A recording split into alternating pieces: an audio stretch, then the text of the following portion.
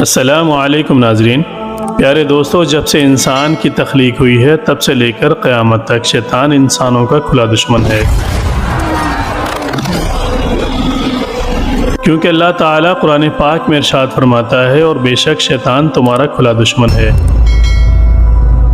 شیطان کو یہ سب پتہ ہے کہ اس کا انجام کیا ہونے والا ہے، لہٰذا اسی وجہ سے قیامت کے قائم ہونے سے پہلے شیطان اپنی پوری طاقت لگا کر انسانوں کو گمراہ کرنا چاہتا ہے اور اللہ تبارک و تعالیٰ کی وحدانیت سے دور کر کے جہنم کا مستحق بنانا چاہتا ہے۔ پیارے دوستو، آج کی اس منفرد ویڈیو میں ہم آپ کو بتائیں گے کہ شیطان کا عرش کہاں پر ہے، اور شیطان کے پاس کتنی طاقت ہے، اور شیطان انسانوں سے کون کون سے کام کروانے کی طاقت رکھتا ہے، اور شیطان ہر انسان کی جسم میں کس طرح رہتا ہے۔ جب اللہ تعالیٰ نے شیطان مردود کو اپنی بارگاہ سے نکالا تو شیطان مردود نے اللہ تعالیٰ سے کون کون سی چیزیں مانگی جس سے وہ انسان